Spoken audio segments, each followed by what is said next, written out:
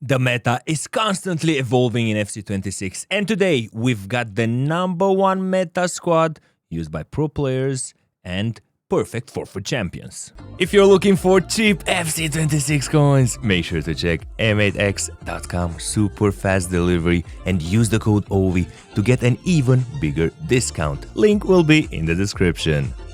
What is going on, everyone? My name is Sophie and welcome to a new FC26 best custom tactics tutorial. Before getting started, drop the like button if you're enjoying the content, if you hope that this formation will bring you more wins in champs and division rivals. If you want to see the code for the tactics, as always, jump at the end of the video. If you want to understand what we do and why we do it, stick with me here and let me explain you. First of all, a very important switch that, in my opinion, has happened in the meta is the fact that the 4-4-1-1 seems more versatile than the 4-2-3-1 wide. Now, if you are really bad at defending, 4-2-3-1 wide might still be your #1 choice. Or let me finish.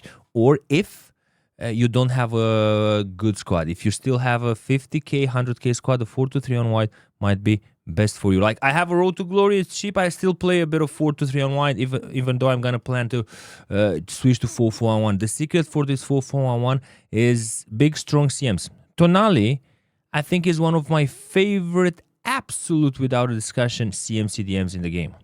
A combination here, this one here is absolutely lovely.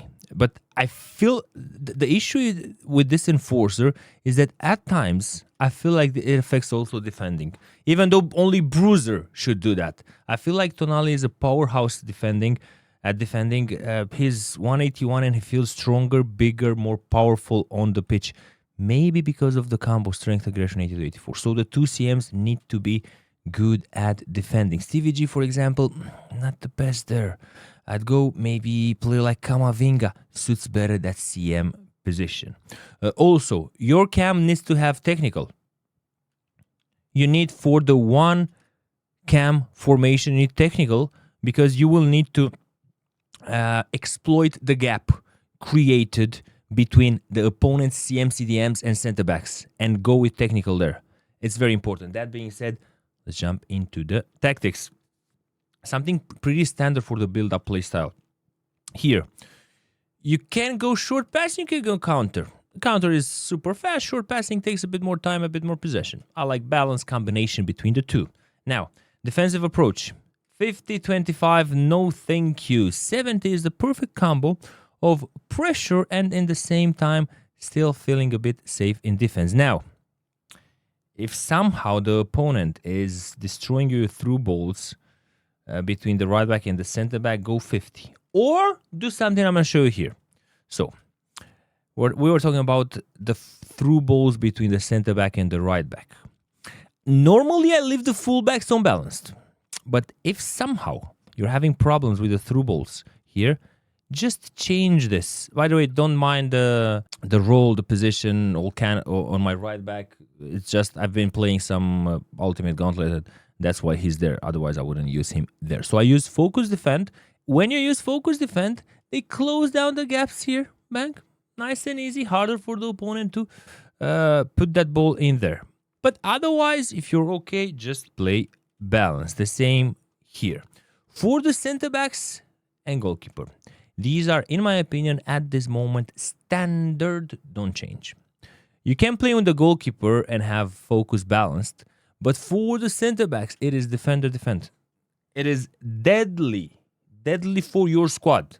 If you go focus balanced or stopper or wide back is for the 3 at the back, or ball playing defender. No, defender with focus on defend. That is it. For the right center back and for the left center back. We've spoken about the left back, right back, center backs, and goalkeeper. Now, in terms of central midfielders, you're gonna have to play them a combination of holding or deep lying playmaker. You know, so hello. Okay, back to this. Unfortunately, I don't know, servers went down. You can play a combination of deep lying playmaker and holding. Idea here is that with deep lying playmaker, sometimes your CM will go further a bit too much. I recommend holding on both. This is what, in my opinion, is the way to go in terms of 4-4-1-1. They will still be able to help you in attack their CMs, not CDMs. Now, right mid, left mid. A lot of discussions here in terms of what's meta at this moment, and a lot of opinions, because it depends on the style of play. But from personal preference, I think it's inside forward. I think it's the same like last year, and this is because with inside forward, the runs that you can make automatically between the center back, right back, center back, left back, for your left mid, right mid, those runs are unparalleled. Your player will make some crazy good runs there, and all you have to do is do a through ball and it will be superb. With the other ones here, with winger, with wide playmaker, wide midfielder, you gotta manually trigger the runs or use player luck, which is a bit complicated for most people. Focus here can be attack or balanced. I do recommend balance with attack. You're gonna have issue defending. You're gonna have problems with covering the gaps between the right back and right mid and left back. Now, for the cam, from what I've tested, it is very, very interesting. I've used both playmaker and also the shadow striker. The thing is, if somehow you've got a player in the cam position that has a plus or plus plus at shadow striker, it is crazy good. The runs that your cam will be making are fabulous. There is no way you're gonna miss out on that. If you've got a plus or a plus plus for the cam, shadow striker is out of this world. If you don't have though, I'd recommend playmaker. Makes the connection between the CM's striker, between the left midfielder striker, right midfielder striker, a tad better. So you got a plus at shadow striker, go with that. Else, go playmaker. So fellas, on the screen right now, you're gonna have the code. You are going to have the code. Sorry for that. Oh, my mistake. The code for this 4411, which is in not only in my opinion, but also in the opinion of other pros, at this moment probably the most meta formation, because it also offers you the opportunity to press a bit further. Opponents that have one striker and the cam will have problems because their striker will be between the two center backs and the CMs. The cam will also be squeezed in there and pressured almost all the time. It offers all the perks of the 4-2-3-1 wide with maybe no cons. If you've got two CMs, but it's very important here, please listen to me.